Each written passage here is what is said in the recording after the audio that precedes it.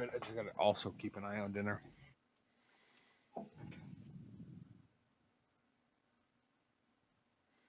All right, we're live.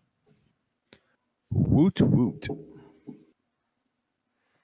So, guys, how are y'all on this way too hot of a day without it actually being way too hot? It just decided to be sneaky. Yeah. I'm pretty good. Spent a bit of the afternoon in the pool. I'm melting. I melted before I got into the pool, to be fair. I am we put the pool up to the Saturday before Memorial Day. We finally got the pool up, and now point of order and the necessity is to excuse me is to build a deck to the pool for the That pool. is going to be so expensive. We've got a lot of wood at the house currently. Over there, from the old shop that collapsed, my dad was able to reclaim a lot of wood. A lot of it's not super like it's been sitting for a minute. It's been sitting since the hurricanes. So it's been sitting for about a year and a half or so. There's a lot of those boards have a lot of mycelium on them. Some of them are starting to get soft, but it's a bunch of 2x6s that I have gone through and kind of cherry picked down to 10-foot sections and then screwed together to kind of laminate them into 4x6s to use as corner posts. All right, is any of this pressure treated? Some, and I've made sure that the pressure treated portions of the pressure treated ones, I've made sure to butt to some of the worst ones just to kind of counteract that. And I also plan on, once I get ready to set them, which is going to be probably next weekend, I'm going to char the outside, and between charring and linseed oil, to seal them and weatherproof them. So you're trying to Shushugi bond? Yes. And I'm going to do that for about 2 feet. So they're currently, I have 4 of the 5 of them done. They are 10-foot sections, so that I can have the deck will be 4 feet off the ground.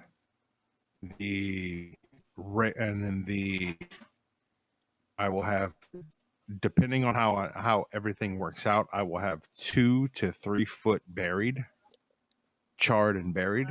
And then at that point, 3 to 4 foot rail on the backside, on the open end away from the pool. So it comes out to about 10 feet. And then use those for my outside posts. And then my inside posts are going to be pressure treated 4x6s. Yeah, 4x6 posts that I'm going to use as the inside portion of the deck next to the pool, which are going to be cut flush and decked over. I just need to. I have 4 of the 5 of them done. I just need to do one more, and then I can start digging, holes and burying them. Can I ask a question? Yes. On your interior post, why are you using? Say that again.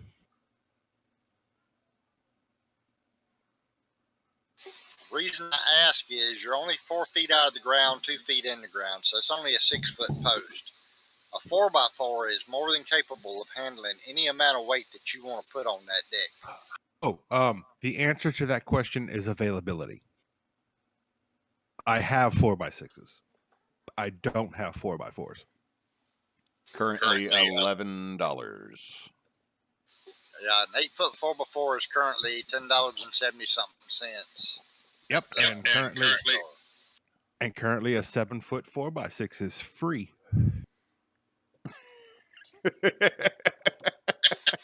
That answers my question. Yep, that's what it boils down to.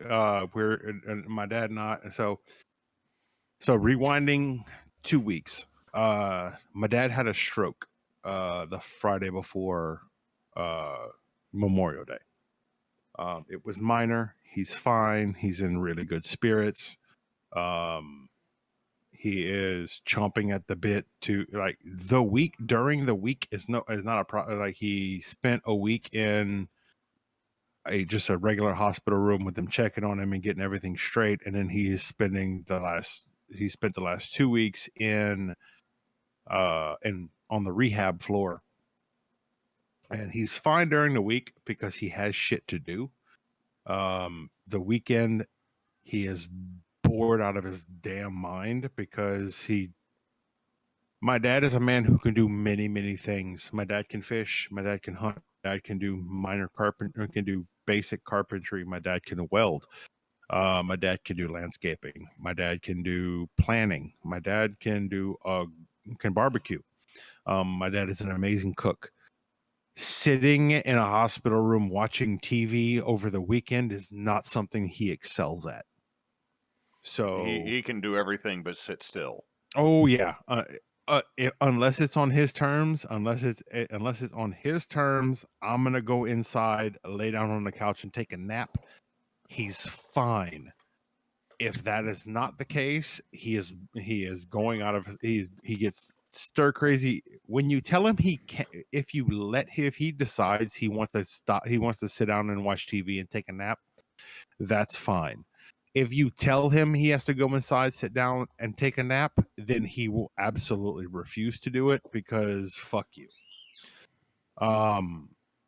So that's basically during the week is fine because he's got physical therapy twice a day. The weekends they don't do physical therapy, so he's bored out of his goddamn mind. So when I talked to him yesterday about my plan, I kind of sent him a picture, and I'll put it in the craft talk here in a minute.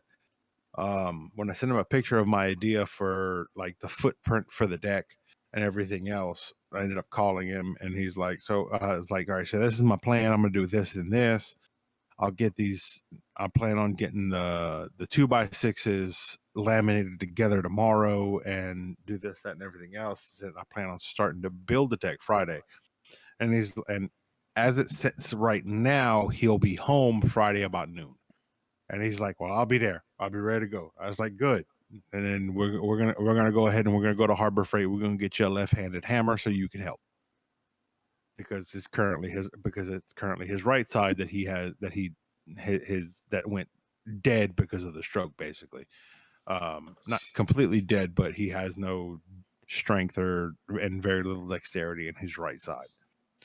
So I told him we were going to buy him a left-handed hammer and a left-handed shovel so he can help. He got a kick out of that, and that's all that I can ask for because he's in really good spirits, and I'm very thankful of that. So that's the plan. Next week is post hole digger and fire.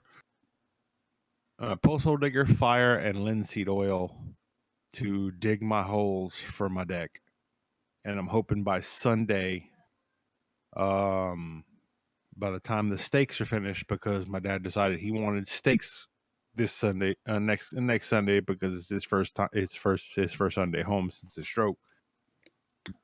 I'm hoping to have the posts set by Sunday, which means not this weekend, but next weekend I can start on my framing, and that's going to be the long weekend because I plan on spending Friday, Saturday, and Sunday. The wood that I'm using is not super good. There's a couple of spots in some of the posts that have rot in it that are starting to rot. But it's what I have, and I'm trying to do this. Also, the plan is to use as much of the existing scrap wood that we have around the house. So we have so some of it is a bit wet, some of it's kind of starting to do to dry rot a bit. So I've managed to marry up those pieces. I've managed to marry them up so that if there's a piece that is starting to dry rot, it is out of the way and attached solidly to a good piece of wood. I have them set out in a place that gets direct sunlight for 75% of the day so that the wood can now dry out completely. And my plan is to buttress and half lap the ever living shit out of every surface that I possibly can with what I have available to make to increase rigidity and stability. I'm locked into what I have and what I can use currently. So I am going to make the best out of the situation, and I am going to reinforce the ever living dog shit out of as much as I possibly can. So I'm gonna half lap every possible area that I can to make sure that everything that, because I'm using less than 100% wood for my posts, and this is just the posts.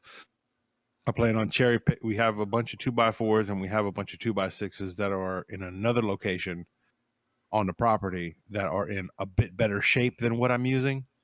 I plan on carriage bolting those to make sure that I have as good a surface to deck on as possible. But it's to make use of what I have available, and because like I said, everything what I'm using is not 100% stellar. It's to make sure that everything is as reinforced as possible.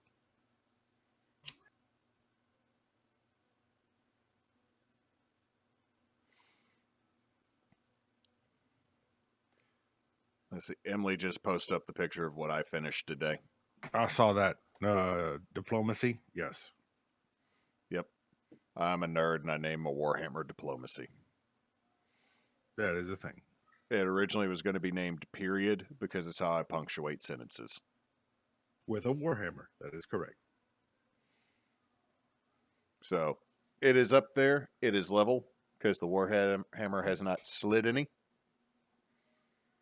And I posted a video up earlier. I streamed leatherworking.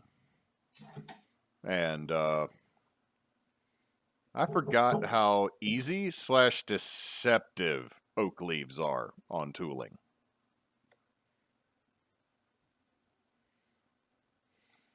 Because the person who commissioned me, the person who commissioned me wanted oak leaves, and it was not a problem to trace. And then I'm looking at it going, this is great. Oh shit, I got to swivel knife everything. Well, so that's I'm going to probably do sometime later this week. I'm going to do another video of me actually doing the swivel knifing of all of the oak leaves, and then I don't think I really need to stamp anything. I'm going to bevel the areas that are to separate them from the rest of it. I'll bevel to just show like a clear line of this is the tooled area, this is not. And when I go and stain and paint, they'll be differentiated. But for the most part, it's going to be molding spoon and swivel knife. This is going to be like going back to 101, which I kind of needed.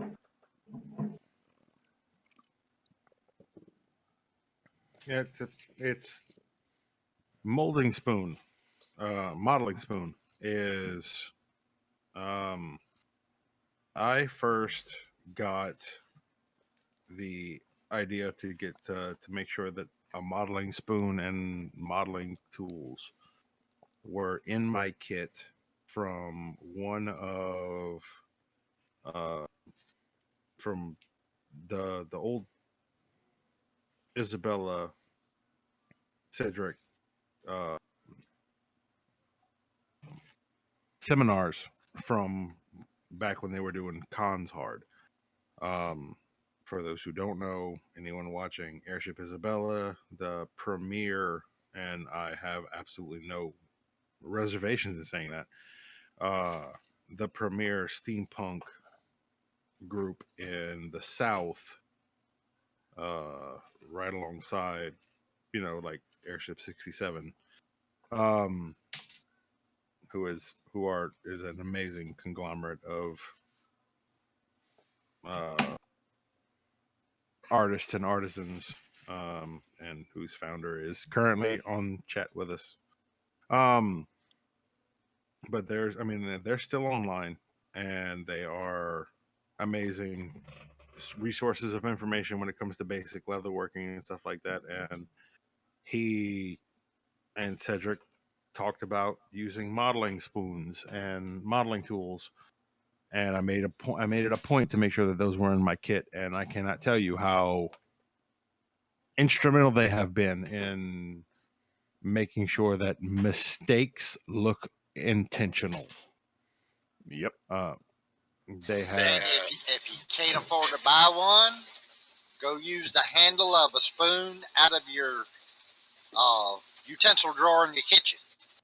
Or take the Al Stolman method and bend a fucking nail. Very much that. But currently, and not to be a product plug, Michaels and Raiders of the Lost Arts and Craft Supplies, they're about $11 for the standard wood handle, stylus, and spoon model. And I will say, that has been the most useful leatherworking tool I have, other than I finally bought one of those cylinder mauls. I love that so much more than my rawhide hammer. It is so much more comfortable. I also can't bring myself to throw away my rawhide hammers, though. I can't either because I can't throw away mine either because it was literally a gift from Cedric. I have a pair of modeling tools. One is a stylus and a concave. The other is a straight modeling spoon. It's completely straight, and the other is a convex. So one has more one has more of an outward cone, one has an inward cone, one is straight, and then I have the stylus. I think I still have it. I'd have to check inside the toolbox, but I also bought one that had that from Tandy, that had the silicone coated core, and then had a big point and a little point, like a big spade and a little spade. I have almost never used that tool, but I got it on sale. I have one issue with the wooden handle modeling spoons, and that is if you put too much pressure on it, it'll break the wood where it connects with the metal, because the shaft that goes in only goes in about a ½ inch into that wood. That's the only problem I got with the wood handle ones. I haven't run into that issue with mine, which is surprising considering the fact that you're talking to the guy that bent a pear shader. Huh. Yeah. Yeah. I broke a bevel tool one time. Nice. So far, I haven't actually broken any of mine. I've bent one stamp, and I did mushroom one. Like, I have two of the same stamp in my 3D stamp kit, and one of them, the reason I have two of them is because I mushroomed the back of one of them using them so much on when I made Tim's men's shoe armor. I mushroomed the back of the steel plate with rivets, 3D stamp, because I literally stamped it repeatedly a whole under layer of 4-ounce leather before I attached the other pieces over it. To try to give it a lamellar look without actually having to make lamellar, because then Tim would have been broke. Because lamellar's not bad. It's just labor intensive. No, I'm saying how much leather he would have had to buy on top of what he already bought. Because you're like, oh, this whole side of leather. Yeah, you're not getting that whole side of leather out of it when you make lamellar. You're getting most of it, but yeah, you think that's going to be enough. It's not. Yeah. Lamellar's on my list of to-dos. I want to. There's a couple of pieces of lamellar that I want to make.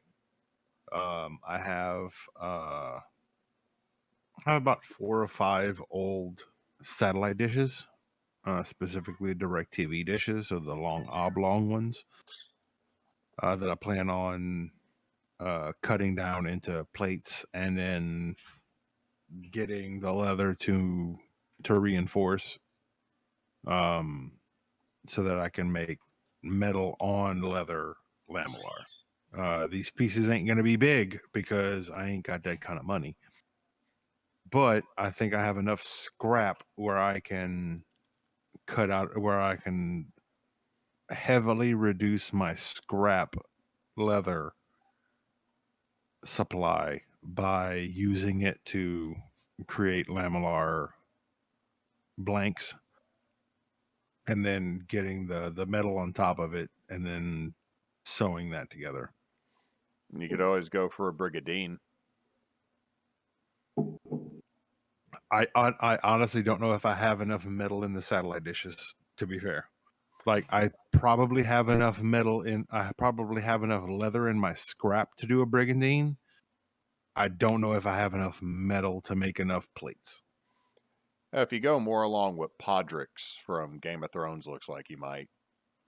Maybe. But if I do it, I'm gonna want full front side and back, which is that's gonna entail a lot of pieces. And as I Google Brigadine, of course I get a picture of Shadiversity. Have you ever heard of him? No, off the top of my head. Nope. He has a YouTube channel, and some of his stuff is really, really good. Like, he talks about the effectiveness and the actual practical use of certain weapons. Like, why some people actually did use a Zwallander, or however you're supposed to pronounce it. You know, that, like, 4.5-hand German sword that people do, like, longsword fighting training for. And a lot of people are, oh, that weapon was never effective. It's like, they actually used it, but it usually was also, all right, now I'm in too close, I'm dropping this, and here's what I'm actually using.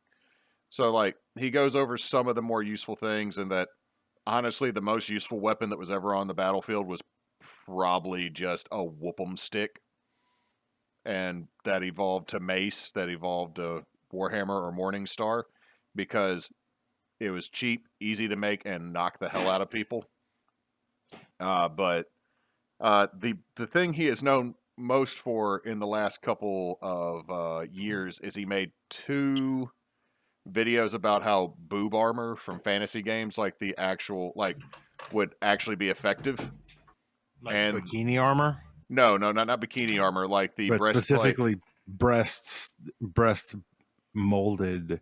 Right, molded breastplates, saying that, you know, everybody's like, oh, it'd be so much weaker in the center. It's like, only if you had an ineffective blacksmith. And he said, while he said, like, there's like next to no examples of it, because it was mostly women. To be fair.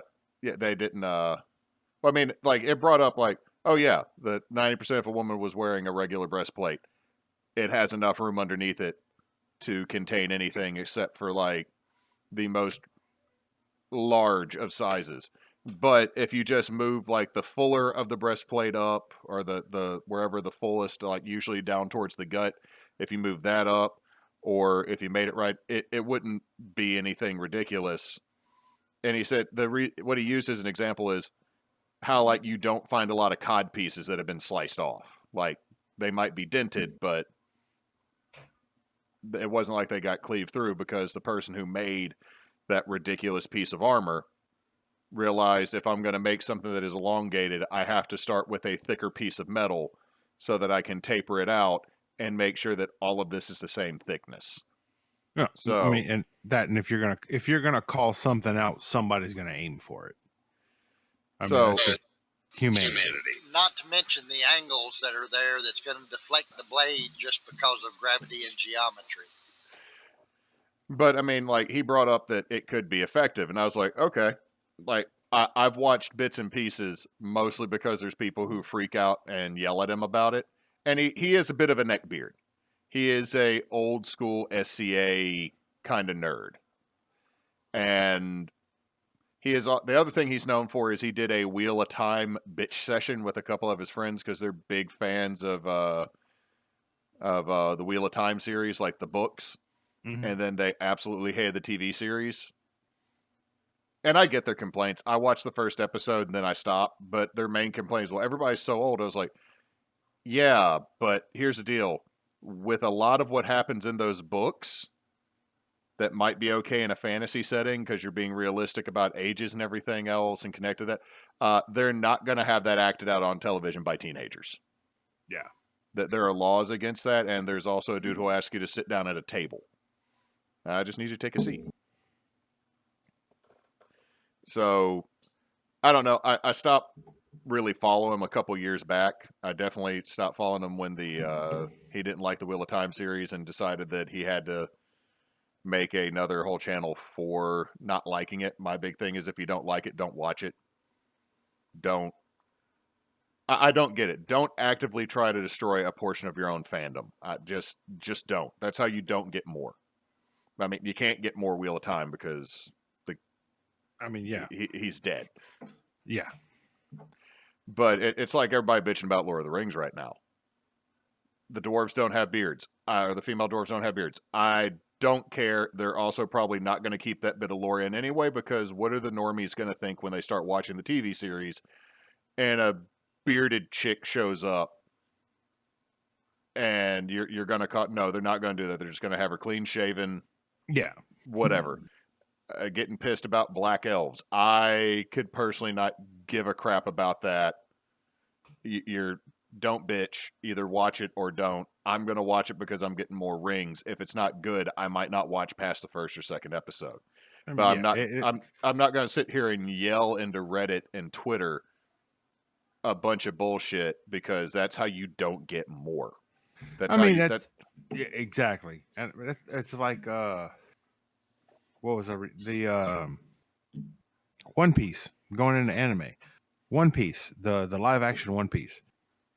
How many people, how many dude bros and weebs lost their ever loving shit because they cast a black actor as Usopp? And when asked about it, Oda, the guy that writes One Piece, his reaction was, Usopp's always been black. Like there is no shared national real world version. There is no shared nationality between any member of the crew. I mean, Luffy is Polynesian. Zoro is Japanese. Sanji is French. Nico Robin is Russian. Nami is American. Usopp is black. Look at the hair in the anime. It is large, it is poofy, and it is he suck it up. He's black.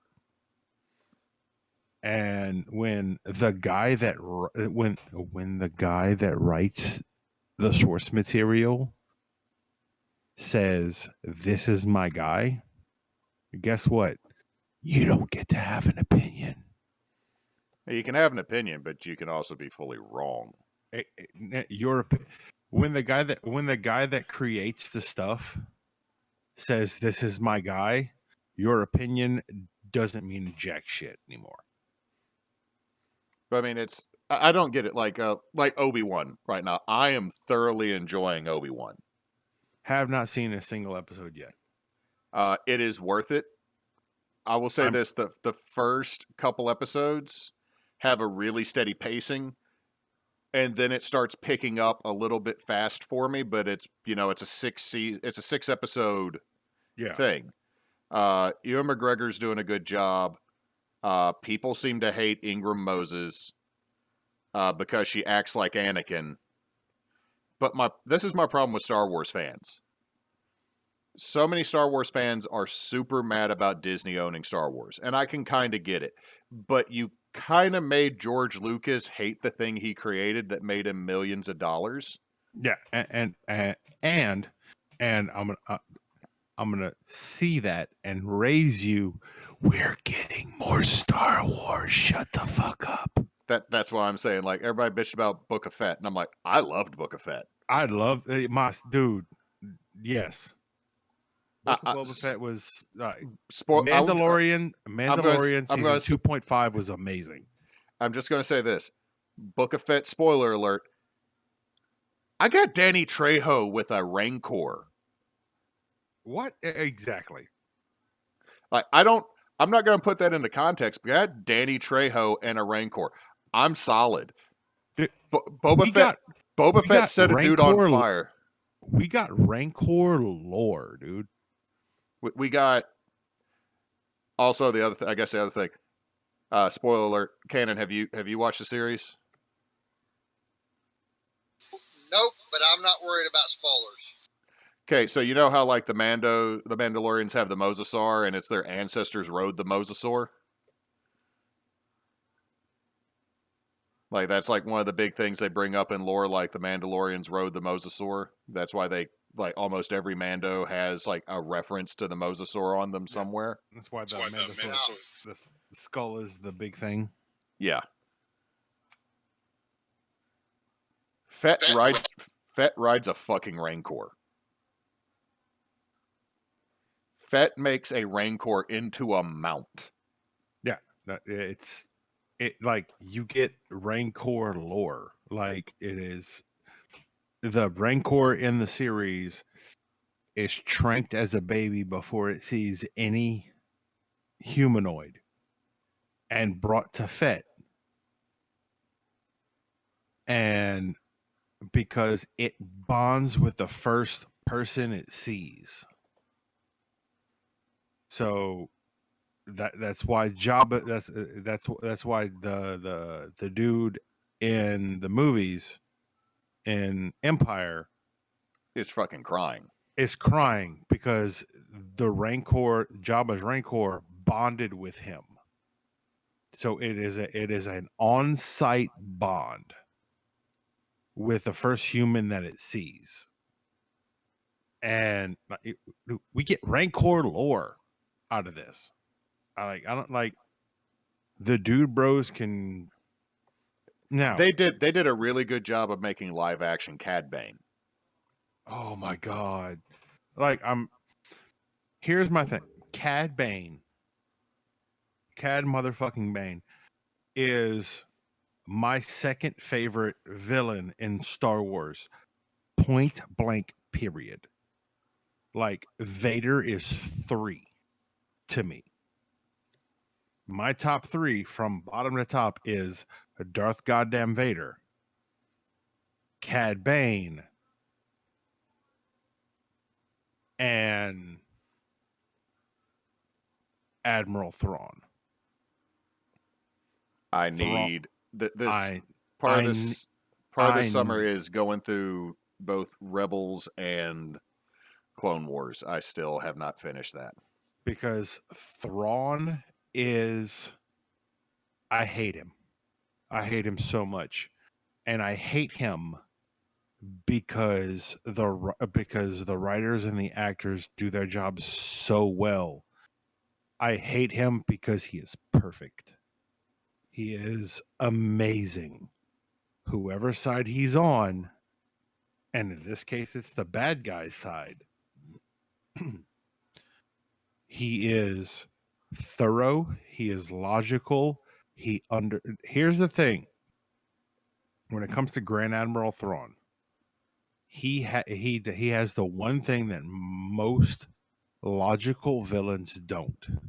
He has an understanding of emotion. He gets it.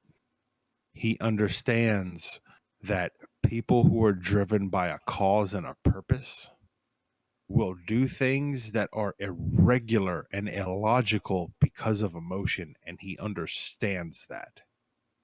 Grand Admiral Thrawn is the greatest Star Wars villain, full stop.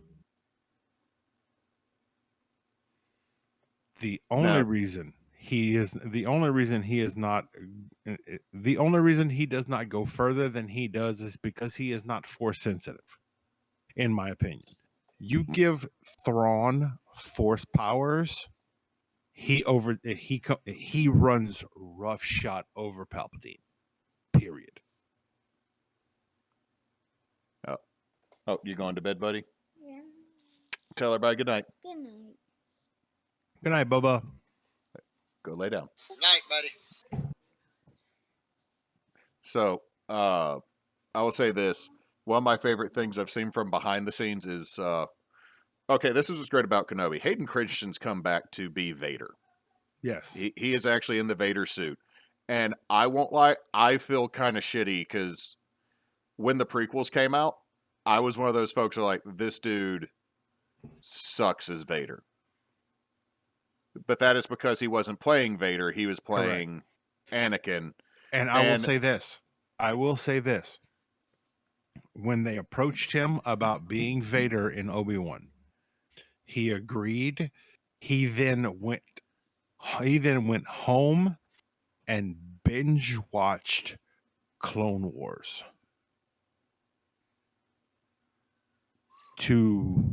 he didn't watch the movies that he was in, or he didn't watch 1, 2, and 3. The movies that he was in. He didn't watch 4, 5, and 6 to see Vader. He watched Clone Wars to get into Vader's head. He watched Rebels to get into Vader's head. I have to go and watch those because they're now canon. And the thing is, since Filoni seems to be running most of the Star Wars stuff, he is definitely going to pull from what he already created. So, absolutely, the little bit of a lorophile that I can be, at which I think is the right term, is I now need to go. I never read Game of Thrones. I went and read a ton of wiki articles and other things about it to understand the lore of the world. And I don't care about the rest of the story. The world is interesting. Yeah, the books are so much better. I'm not reading. I'm not reading 5 Bibles right now in length of books. Sorry. Hey, audiobooks are a thing. Yes, I also don't want an old dude telling me about somebody's penis in great detail while I might accidentally have my Bluetooth disconnect at work. Which is a thing that happened with book 1. So understandable. But so I'm going to go and watch that now. But here's the thing, I love that he walked out as Vader and immediately everybody on set didn't see Hayden Christensen wearing 4-inch platform boots. They saw Vader. They saw goddamn Darth Vader. And he didn't, when he started stepping, he didn't walk like he normally do. Everything he did in the suit, it's almost like if Jason Voorhees shows the hell up. You're like, oh shit. Yeah, it's Kane Hodor. It's not going to be. Uh-oh. Give me a second. Child has done something. Somebody in trouble. Yeah. But I will say this: watching, especially watching, because we binged. I binged. I binged the Clone Wars. I ended up finding a list online. And if I'm back, my child lives. Good for him.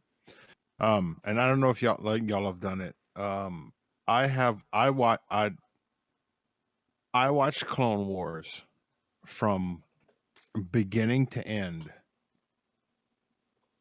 after it had been out, right about the time that they released the final season. I decided I'm going to watch Clone Wars. I went online and I found the chronological listing of Clone Wars, which the first 3 seasons literally jumps around. Like the first episode is season 3, episode like 6. Is that the one with Yoda and the stormtroopers? Negative. That is the in the first episode of Clone Wars, they are on a crystalline planet. Season 3, episode whatever, is them coming to the planet in order to start that siege. The first 3 seasons are told out of order. It is you well, have they were meant to be episodic and to be syndicated in that manner. Correct. But there is still a chronological order which tells the entire story. I'm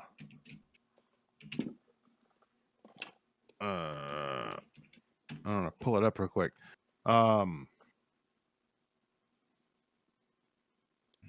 Star Wars chronological order. Let's not do that one. Images.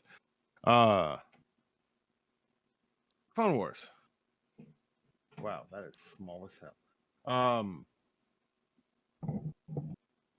Yeah, it started like season 1, episode 3, and then season 1, and season 2, episode 3, then season 1, episode 3, and then it goes to the movie where they're dealing with Zero the Hutt, and then it jumps back to season 3 for 2 episodes, and then it's like 3 episodes of season 1. It's crazy.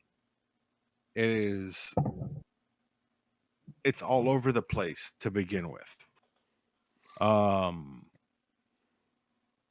Yeah, season 2, season 1, the movie, then season 3, season 1, season 1, season 2, season 2, season 2, and it gets that way until you have essentially completed the first 3 seasons, and then from season 4 on, it's all told in chronological order. And then it really does go to being Ahsoka's story after season 4. You follow Ahsoka a lot. And I think that was a turnoff for me when it first popped up. But that's because it's kind of like an Avatar: The Last Airbender. Toph rubbed me wrong at first. Mm-hmm. But then I realized that's the point. Mm-hmm. You're not... It's like... Okay, it's like with Third Sister from Solo. You're not meant to like them. Correct.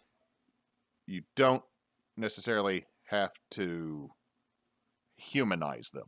In fact, I'll be honest, one of the things I love with a villain is if you do not humanize the villain. It's like, why were they this way? We have no clue. Well, it's like, and then that's like going back to the Avatar thing. That's reinforced in Legend of Korra that Toph is an ally, not a friend. You realize just how big a piece of shit Toph is in Legend of Korra when she just completely beats the shit out of and completely disregards her kids. I mean, it's also kind of like if you look at the original Avatar: The Last Airbender, you humanize Zuko because you realize Zuko's not the villain pretty quickly. Correct. Zuko is on a you never humanize is on a parallel hero's journey. You never humanize Fire Lord Ozai. Correct. Now they did it in the comics, I think, a little bit, kind of like they eventually humanize. Okay, I don't know if they humanize Azula, but you just feel so damn bad for that child by the end of it. Like she needs some help. True, but you realize from because I've never seen Avatar all the way through and Korra all the way through. But from what I understand, when it gets down to it, you realize that she leans into that shit. Oh no, the problem is that like Ozai is a terrible, horrible individual in that series. Mm-hmm. I think that there's a grand total of less than 2 hours of him, besides the Day of the Comet kind of thing at the very end.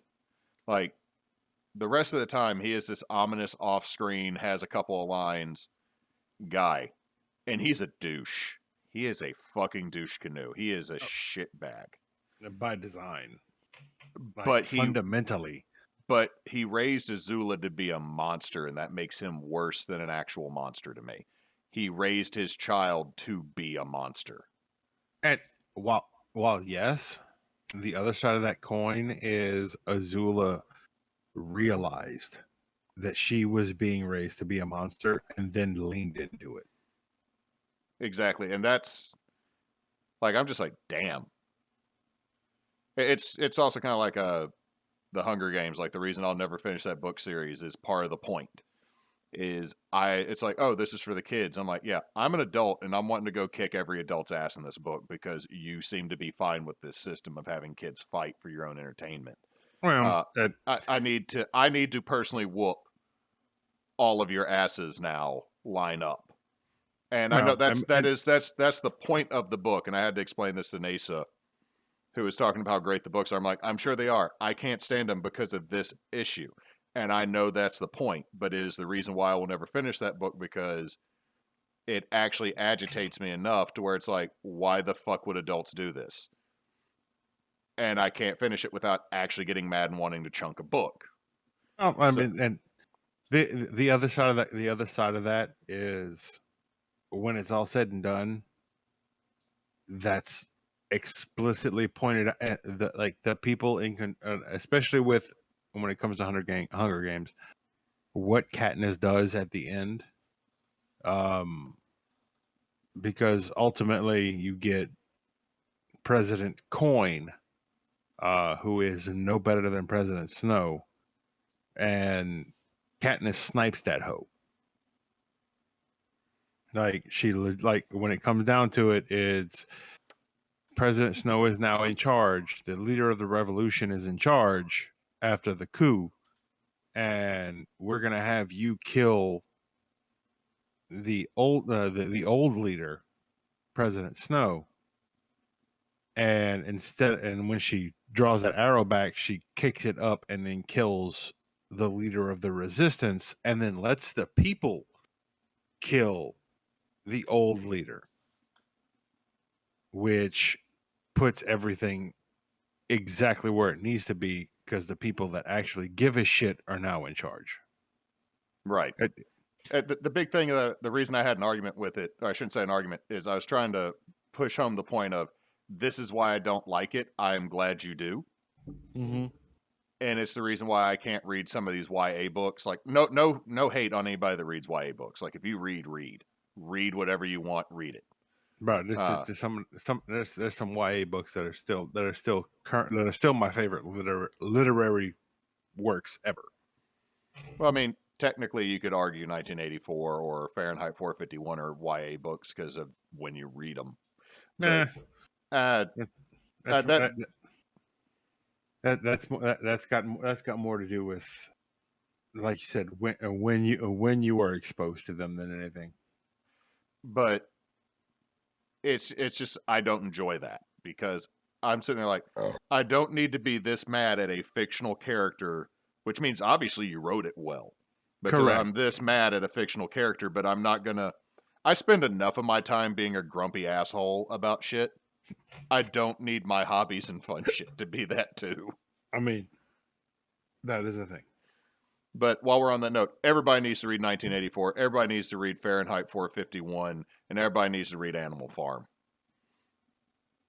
Also, The Stranger by Camus. Personally, that's just me. Look, I'm just saying the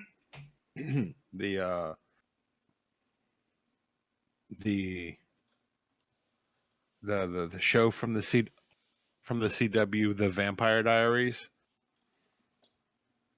If you enjoyed that show, then you need to read the first 3 books. The first 3 books and then stop. Because there's like 9 books in that series. You just need to read the first 4. And then never read anything else because she wrote the first 4 books and then stopped. And then Twilight came out and she started writing again. And I couldn't make it past the second chapter. So read the first 4 books and be done with it. Any book recommendations, Cannon, while we're on this note? It's gonna sound strange, but if you've read Sun Tzu's Art of War, you need to follow that up with the Communist Manifesto. I still have my Art of War. I do not know if I still have my Communist Manifesto. I used to have it right next to my Bible to piss people off. I also had The Wealth of Nations right next to it, too, so... Well, the bad thing about it is if you read it now, you look at where this country is, and you're going to see a whole lot of similarities.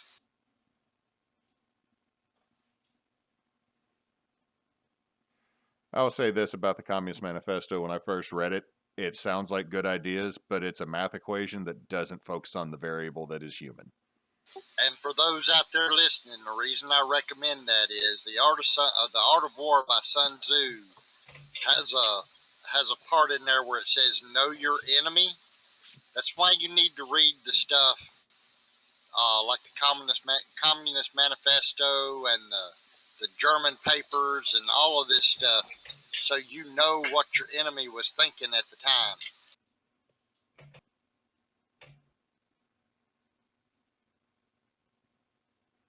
See, I also still have the Taoism of Winnie the Pooh somewhere in my house. I mean, yeah. I'd have to look because I put books on random bookshelves and I still have books in boxes in a closet. I have I named this episode work list. I mean, I still have so much to make. I'm making Emily a dice chest because she has so many dice that the magnets on the dice tomes I made her don't hold them in unless your wife has a problem. Well, she thought she had 50 sets, and then she counted them out for TikTok, and it turned out she had 38. She's taking that as a challenge. So, one of my bits boxes in the shed is a Husky organizer. There's the small one that has that looks like everybody's fishing tackle kind of thing, like... Mm-hmm. It's got compartments. The one below it that's deeper has buckets, removable little rubber buckets, which are awesome. Because then I can be like, oh, I just need to take this whole thing. I don't have to carry the whole case. Well, she saw that, and now she wants that for each one for dice. So once I build the chest, I then have to build small compartments that hold 1 or 2 dice sets in each and can be removed based off the inside measurements of this chest. My point stands. Your wife has a problem. Your wife is a dice goblin. Yeah, she is. But it's going to be made out of cedar, and it looks amazing. So her problem gives me stuff to do. Then I have to make a coffee bar. I got the pine for that. Initially, I was going to cut it out of cedar, but then when I got my 2 cedar pieces down, looking at them, they were enough.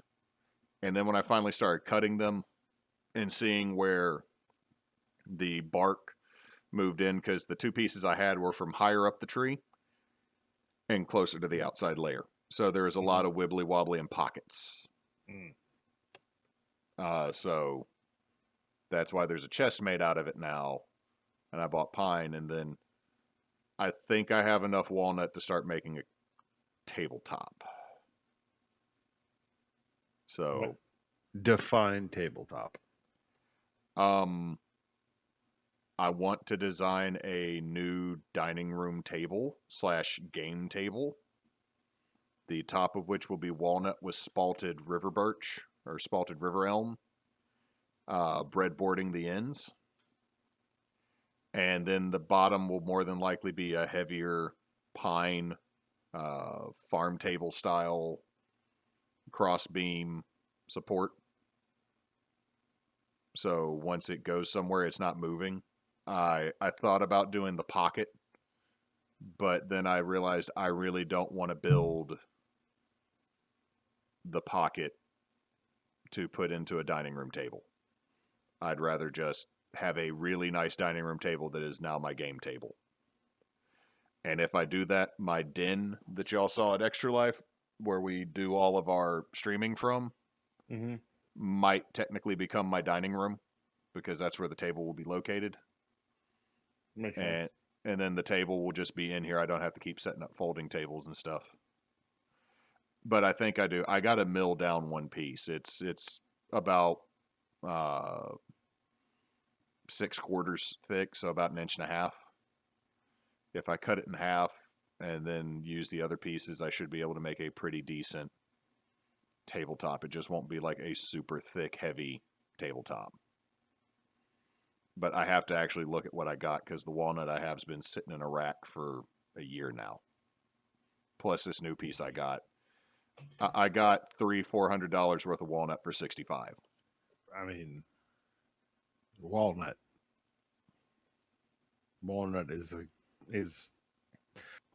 is probably, in my opinion, the one of the most beautiful woods. It is. I have also come to very much appreciate cherry. Cherry's nice. I just like the deep brown and the more chocolate swirls that you get in walnut. Give cherry 10 years. It won't be as dark as walnut, but cherry will eventually go from that just shy of cedar red to a darker brown pretty quickly. It's why if you look at a lot of mid-century furniture, a lot of people are like, oh, it's just stained to look. No, it turns out it's actually cherry that has aged for 70 years, and now it's a deep brown, or it's a deep tan to a light brown instead of that red that you get from cherry. But if you were to sand that down, it'd go right back to the way it used to look, and then you oil it and then let it wait another. It's oxidation. Walnut just gets slightly darker, I think. Yeah. Yeah, I've got about a year before I start on my gaming table, because I'm not really going to be able to start on the gaming table until we start building the house. And then once we get my time frame is approximately once we start the interior of the house, then I will start blueprinting and building what will end up being the gaming table.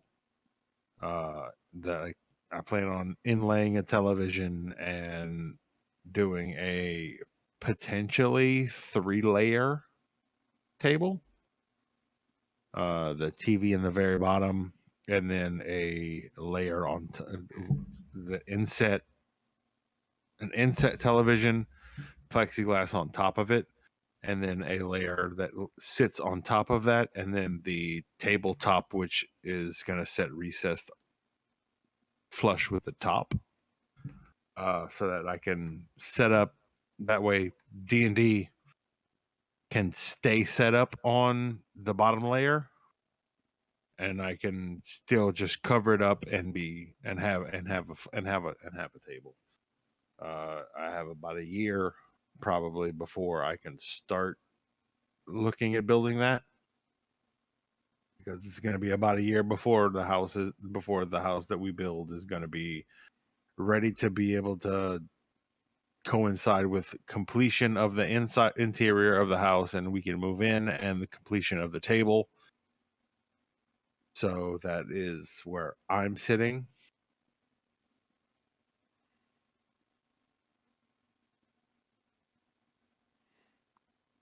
The other project I have is going to be delayed, I think, until I know what I get paid for summer school and if I have any other unforeseen expenses. Because I was telling Cannon before the stream, the teacher bonus I had was going to help me build the addition to the shed,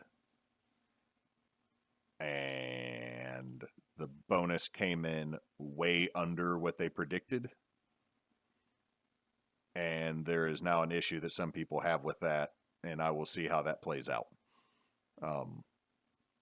So the expansion to the shed that I was looking forward to this summer might happen later rather than sooner, because even if what I get paid for summer school is decent, I might want to hold on to that, because right now things still are stupid. And I don't see them being not stupid by August, if that makes sense. So, how do they not know what you're going to make for summer school? Because, okay, let me rephrase that. I don't know what I'm making for summer school, because I haven't sat down and done the math. Also, we're not sure if, like, next week I'm doing remediation to get kids ready to retake the leap. Mm-hmm. All the students I didn't have that failed the leap are going to come to me for a 3-day rush session, and then I will go back to monitoring kids taking science. Like, originally I was supposed to be teaching American history this summer, and then they're like, well, you can't teach the kids you taught. And I was like, yeah, that's a valid point. That's an ethics violation. Just give me geography or give me civics, and I will actually teach the class. And they go, well, the number of these kids that also have another class to make up means they won't have a full class period for you. So we're going to put them onto the online version. We need you to monitor them. So once I get done with remediation, I don't know if they need me Thursday, because they might have shifted those kids around to other teachers. I don't know if I'm going to be teaching a new class. So that's the reason I don't know how much I'm going to make over summer schools. I don't know if I'm going to work all of summer school, because I don't know if they're going to need me. But I know it's 4 to 5 hours a day at $35 an hour. So when did school? This very well could be alcohol-induced confusion. When did school end for y'all? The 26th. Okay.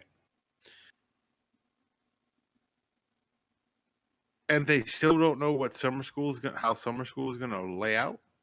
Oh no, so the first or the last week after Memorial Day, they took that whole week to figure it out. Monday last week, I did not go teach summer school because they didn't know if they needed me, because people hadn't fully signed up. We still have kids signing up last week. When does summer school start? Last Monday. There's a sigh here. 100% that is legit. But the thing is we have parents that are showing up to sign their kids up because when payday hit and it's $120 a kid. So okay, that tracks.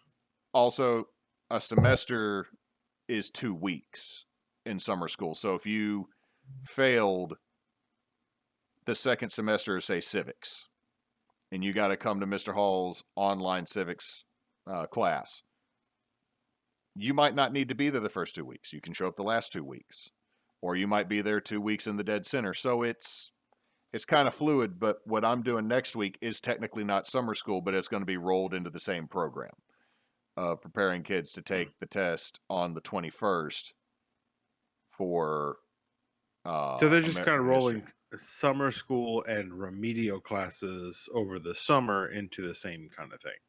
Yes. And Okay. I've stopped trying to logically figure anything out, and I am just rolling with the punches. I'm letting whatever happens. Whoever shows up, shows up. Tomorrow, I got to be at the school early to put my classroom back together, because instead of being in the main building, they're going to put me in my room, because that's where I actually have the resources for American history at. So I'm going to be over there, and I'm going to tell them, all right, we're doing this old school. You're going to have notebooks, and I'm going to print you a test. So you can teach American history. You just can't teach your kids American history. Right. And also, technically, this is not summer school. This is remedial reinforcement for a retake of the LEAP test. It's summer school, but it's not called summer school because it doesn't have to be called summer school. It's not quote. It's not summer school to make up your. It's not summer school to pass the class. It's summer school. It is to retake the LEAP test. For some of this, yes. Okay. So we had 120 kids not pass the LEAP test. Now, to be fair, probably half of them would have if they hadn't gone to sleep during it. One of the big things that, and this next year is going to suck too, is there's a lot of kids who didn't have parents at home pushing them during lockdown and during distance learning. So they don't have the academic endurance for 7 classes, 5 days a week, constant. So they just stop showing up. And I'll be honest, the kids called the whole state's bluff, because enough kids across the state skipped and dropped and didn't show up that the whole state goes, well, we can't completely hold schools accountable for this. We're going to still use it to affect their grade levels, but we can't fail all these kids. And I'm like, you can. You totally can. You could do it. I could do it. Watch me. Watch me. Let me click the F6 button. I'll do it. Because fail it. That might be an asshole move. That is 100% an asshole move, probably on my part. I'm not taking joy in this, though. They need to pass because they need to be effective, functioning adults. Correct. When they leave the high school. Yeah, not. They need to. We need the scores. It's they didn't, so they shouldn't. Exactly, but the problem is that, let's be honest, the state and federal level of the education department does not actually care about what grades. Okay, they care about the grades. They don't care about the actual learning. They don't care about retention. They care about this big fact sheet that says 95% of Louisiana's kids scored basic or above. That's what they want. The problem is that they keep moving basic up. To me, basic means you scored a C, right? Would that be fair to say to y'all, is that a basic would be a C? You passed. That's basic, right? Yes. Low C, high D. But then again, I'm older than y'all. So, well, I'm older than you. Yeah, I'm the young one here, and I'm still almost 40. Correct. But like low C, high D. Okay. What do they call the guy who graduated last from medical school? Doctor. That's what we're talking about. So that's basic to me. They wish to have basic start moving into the 80s, which means we're moving into the B category. And if the way they have projected outcomes and the way they're using growth, they're using a business model, is that if this was to continue, they would expect every school in Louisiana to have kids scoring basic, which means to become an A school, but that would mean that the basic would be in the 90s. Now, to me, that means one thing, or no, it means two things. Either you lied and a 90 is no longer a 90, or an A is not an A anymore, or you've somehow broken the system and made every kid super smart. The latter will not happen because not everybody is an A student. I was not an A student. I was an AB student and a C student in math. When you say that an A is basic, what you've done is you've told everybody that can't score that you're stupid. And then they lose drive to do much of anything. And then all of a sudden you wonder why you don't have people getting into certain jobs. Because I'll be honest, some of the smartest people I've met, some of the best business people I've met here, didn't do great in high school. Didn't necessarily do great in college, but they had horse sense. So, I don't know, it's the problem with standardized testing. Is either you're going to lie to try to get your scores, or you're not going to achieve them, and then they can start trying to take over schools or privatize them. Yeah, because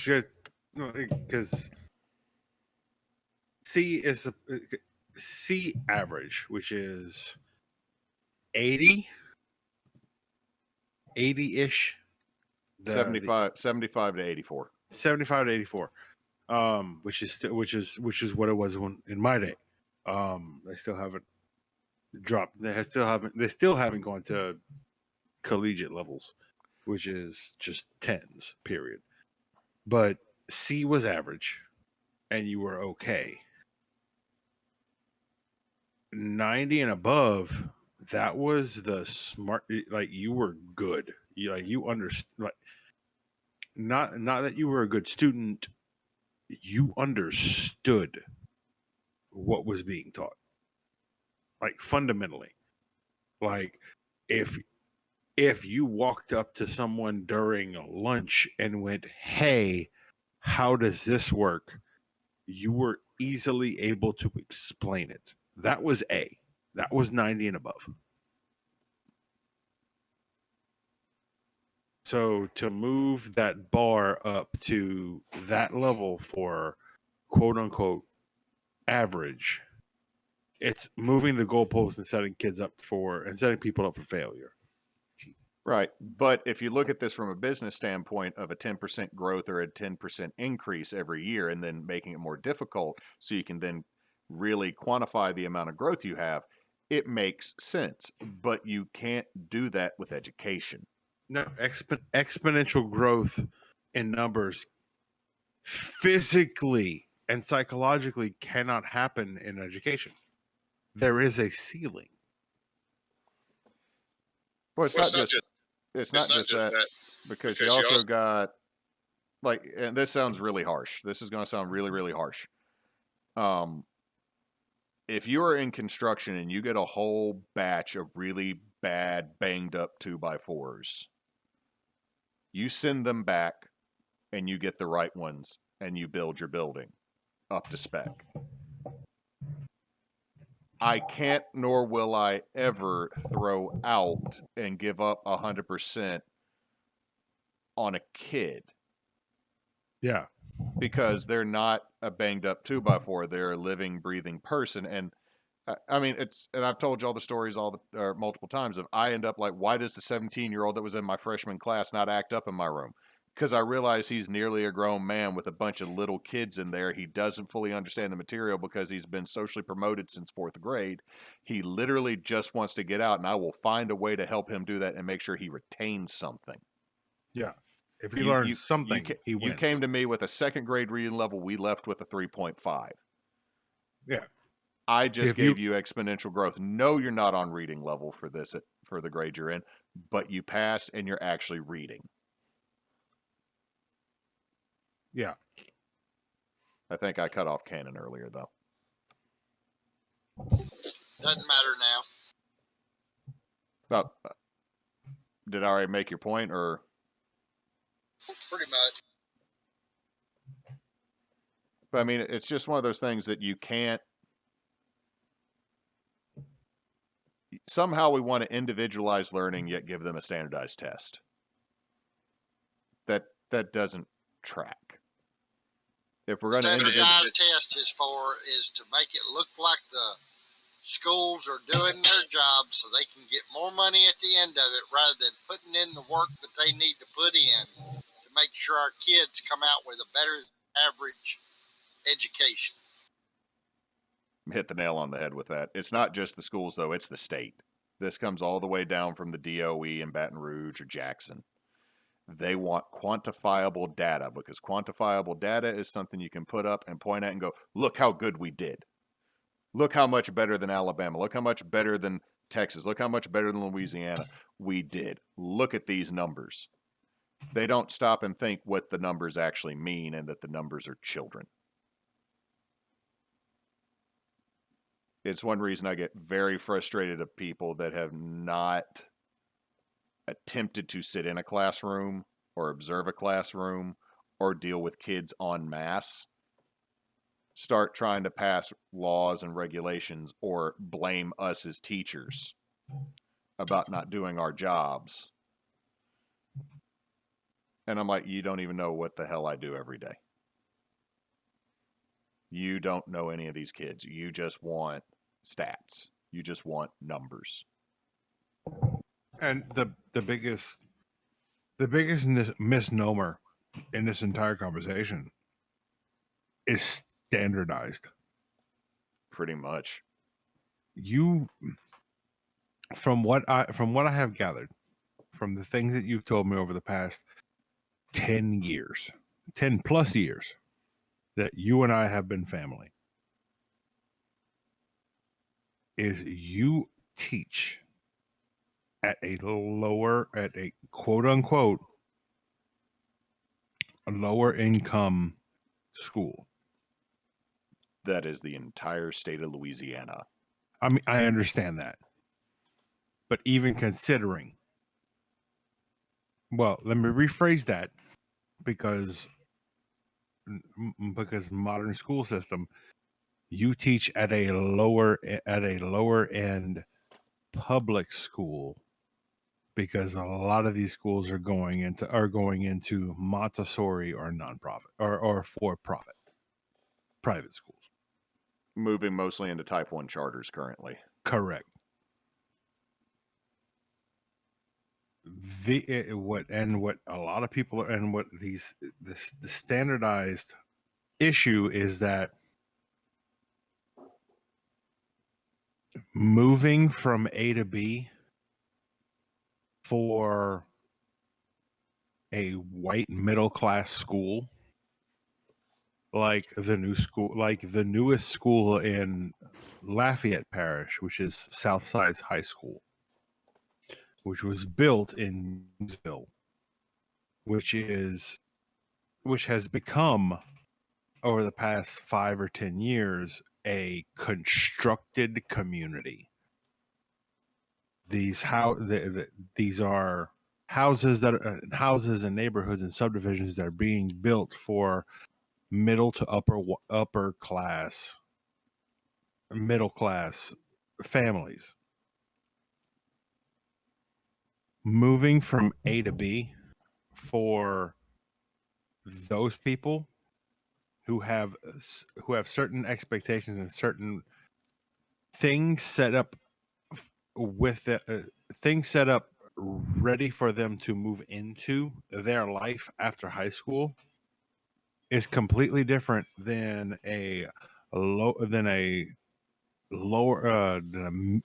middle class and lower school district, in which at best in a lot of situations I went to school with I can't tell you how many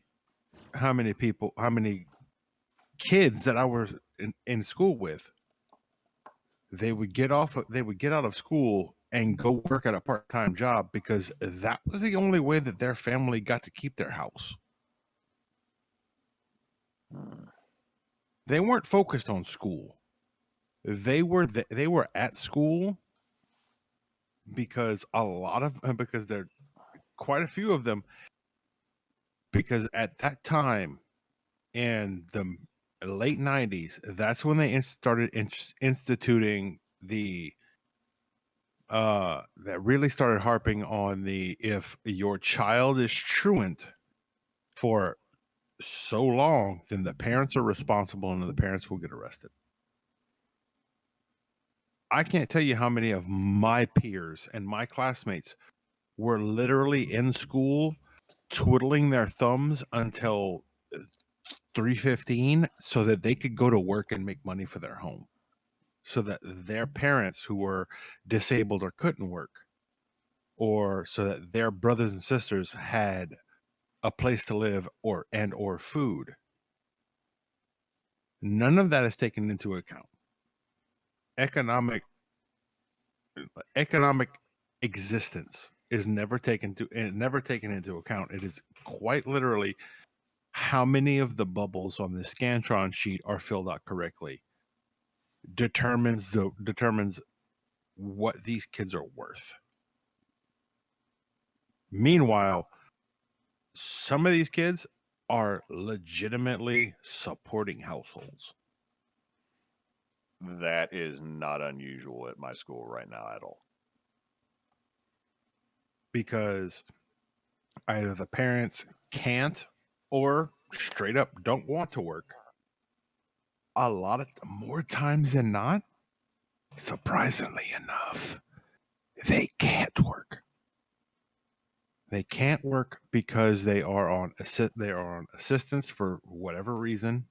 Because let's face it, they're on assistance or disability, and whether it's assistance or disability, if you make 1 cent more than the threshold for that program, then you, from that point forward, get nothing. But none of that's taken into account. And ultimately, what only matters is how many bubbles are filled in correctly on that Scantron. It's whatever. Well, this is how our education, not how many people are successful. Because there are a lot of my peers at almost 42 years old. There are so many of my peers that I went to high school with that were financially stable and successful in high school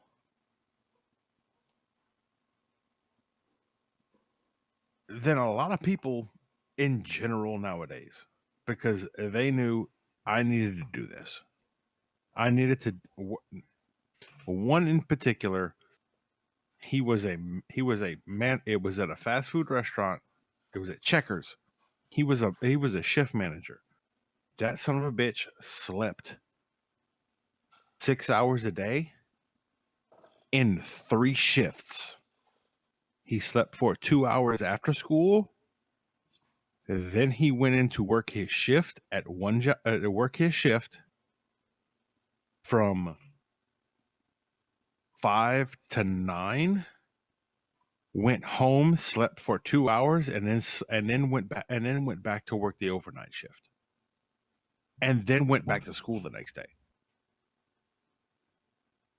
And he wasn't the only one. There are a lot of these kids who have more real life experience than the people who are determining what their worth is depending upon those scores.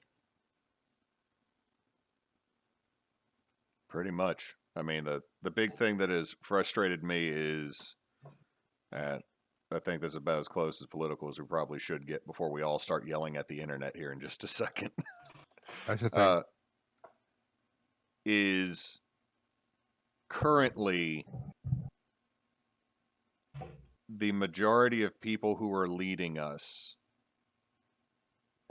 don't understand how the majority of us have to live. Like, all 3 of us have had to work hard when things got tight, but we also know some level of comfort, or we've had comfort at some point. And a lot of Americans don't have that. Most of my kids grow up lives that do not have that.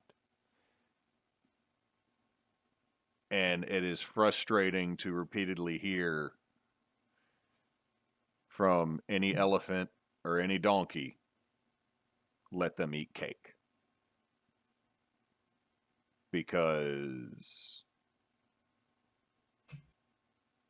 that cake might be made out of those people at some point, if that makes sense. They'll probably eat the rich. Or even more basic, the people in power say let them eat cake. And the response from these people are, I can't afford the flour to make cake. I need to make bread. Bread stretches farther. I mean, that's the thing, is there's a disconnect here, and I don't think that's going to get better anytime soon. Especially when I get told, don't worry about the price of certain things. And I'm like, I'll just switch to ramen, but after a while, that's not going to do it anymore. I know how to make ramen good. It doesn't mean I want to. So, anyway, we've been going on about an hour and a half. Let's see, a recommendation for something new. 731 Woodworking. I'm going to post up a link in Discord for y'all.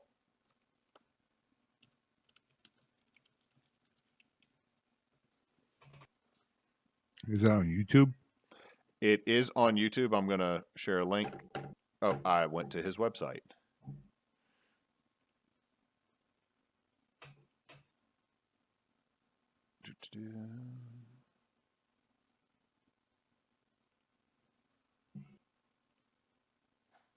How you doing? I'm Matt, and today I want to show you. Yep, yeah, that started playing. The audio started playing. So that'll be a fun little bit. I'm going to go ahead. Dang, Canada, that's still a lot of drywall. I'm going to post up his stuff. He does a lot of like little like, oh, these tools, these things, or but the thing I like is he'll actually talk about his mistakes. He'll talk about deals you can find.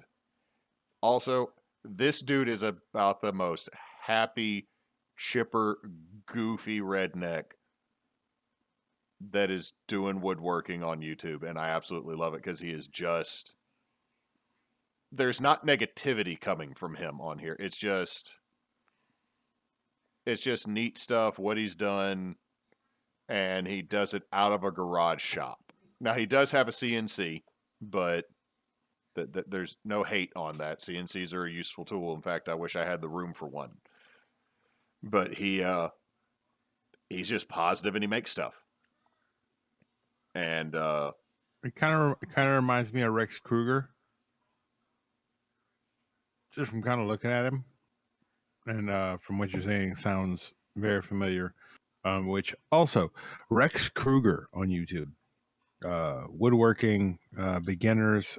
He has a series specifically called "Woodworking for the Common Man," which is literally, this is the bare minimum that you need to do things. There is one of his top videos is it's a $30 woodworking bench. It's the Roman style. It's the maybe 3-foot bench. The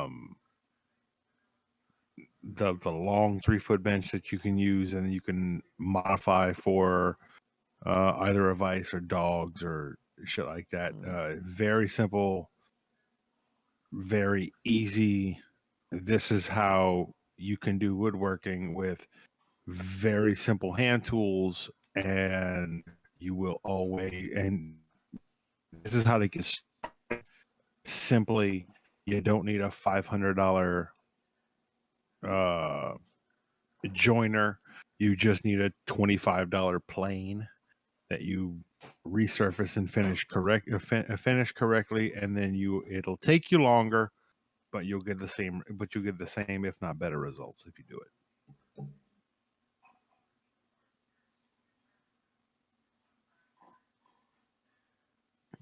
That's what it's called. His series is called Woodworking for Humans. You said this is Rex Kruger? Yes.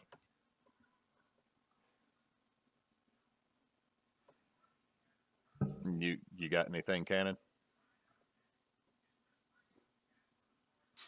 I've been watching a guy just, give me just a second.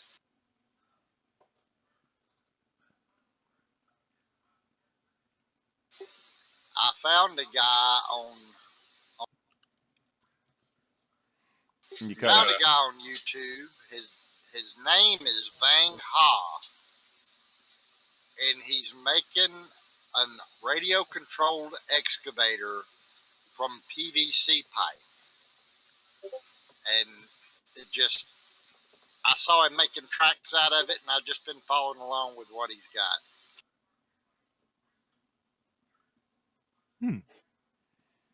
I'll put a link in the Discord. Cool. I also shared a link with you, Nox, for watch DeResta's Porsche restoration. Vincent actually watched the whole 43-minute video with me. I mean, and it's Jimmy DeResta. I mean, my child is. I've done something right. My child is actually watching crafting videos with me. I can't get him to want to touch the actual tools yet, but he at least will watch the videos. I will say that I can't remember what was his name. I can't remember his name. It's an old school woodworker. Straight up, he's like the minute that my kids started taking even the slightest interest in what I was doing as a woodworker, I bought them a spoke shave and let them play with that.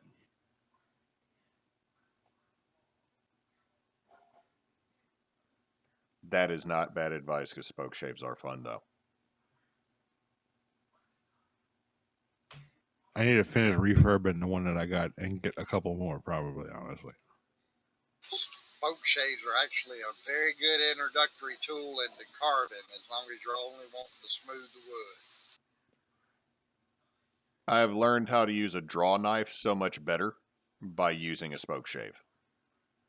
I will say this. It's amazing how well a tool works whenever it's sharp and you're using the correct tool for a job. And I found that out using my draw knife.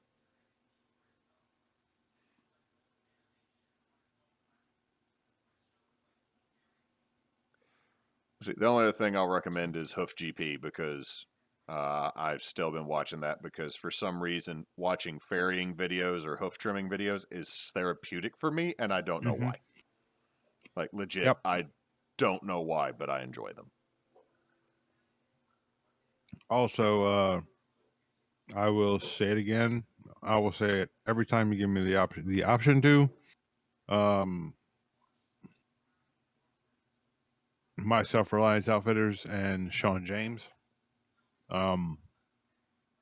He has playlists on him physically, mostly in this case. And for the case of the new cabin, mostly alone. Building a log cabin in the woods in Ontario, Canada. It's amazing. It is awesome. My Self-Reliance is him building the stuff. Sean James is him talking about him building the stuff. His daughter has started up a YouTube channel because she's built her own tiny house too. Correct. Which I haven't had a chance to look into that stuff yet. Also, on the nerd side of stuff, just kind of want to give a shout out. Not like they'll hear it, but I want to give a shout out to Team APS. They are the Yu-Gi-Oh card game. They are Yu-Gi-Oh card game YouTubers. They do a whole bunch of matches. Just it's like 6 or 7 guys that just do Yu-Gi-Oh content. They'll play games with each other and stuff like that. It took a little bit of internet forensics, kind of looking at a couple of things in certain videos and back to back to back to realize that they are actually local to you, Hewitt. They're actually the main 3 or 4 of them are actually in Monroe. They are probably some of the best just general Yu-Gi-Oh YouTubers that I found. I'm not a super Yu-Gi-Oh player. I have Duel Master. I have the Yu-Gi-Oh Master Duel on my computer that I kind of dink around with every now and then. Not super huge into it. However, I watch pretty much everything that they come out with, and I watched pretty much everything that they came out with before I knew that they were local to Louisiana. Once I realized that they were local to Louisiana, I made sure to like double watch everything that they did and like and subscribe and everything else because I'm gonna support local. I mean, I'm 3 hours away from them, but still relatively local content creators. Um, they're entertaining. Some of the stuff they do is really funny. They do skits and sketches along with real play, sit down across from each other and play games with certain restrictions. It's really good, really interesting. Um, looking through my other stuff. Post up a link to that so I can watch them from the TBA channel. Let's see. Yeah. We've gone about an hour and a half. I gotta get to bed because, like I said, I gotta get up early to go set my room up for 30 kids. I'll post it in a general. Cool. Let's see. Tomorrow, you may actually know the there's some of the one of the playlists that they have is called Larry and the Hole. Being collective card games have the secondary market. They start with X amount of money. They start with like $40, and one of the members of the team, Larry, who's, if I'm not mistaken, is a police officer in Kingswood or Kings area, something like just south of y'all. He will go into a store that sells Yu-Gi-Oh. He will buy $40 worth of Yu-Gi-Oh product, and then they will go through it, and he will see if he can, whether he makes a profit or takes a loss.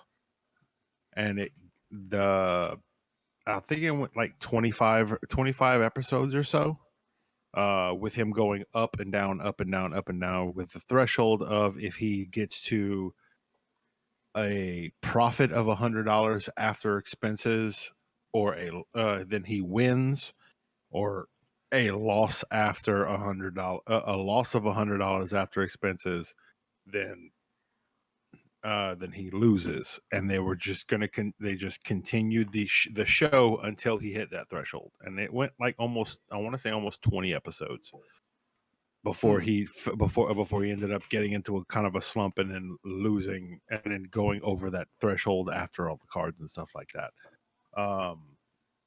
But they end up going to their locals a couple of times, and you may actually know that shop. I'm not sure. I don't remember what shop it was, but I believe it's somewhere around you. cool. Let's see. Tomorrow, is going to be Holy Winds. And in fact, guys, I'll go ahead and tell you this. I think I'm going to push because this arc of Holy Winds, when you finish it, we'll take a break, and that break will be playing Lost Seas on Monday. Because this arc of Lost Seas provided y'all don't have to go to hell to rescue a crew member, is gonna be the penultimate. It'll be the last season of Lost Seas. like if y'all can make it back to port.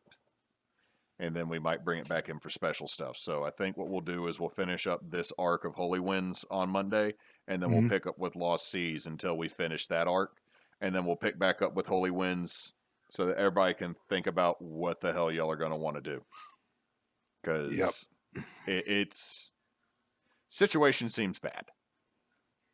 Let's see. This Thursday we will have if Bosch is available and if Grave is available, we're going to be doing a buddy cop run through a portion of the Dungeon of the Mad Mage with their characters from Into the Woods to fill in because Nasa will not be here. She will be at convention, and then Tears of Kairos will pick back up, and we'll be on a normal schedule. And LeBlanc is supposed to get to me at some point with our next charity that we're going to put up and let run for a month or so.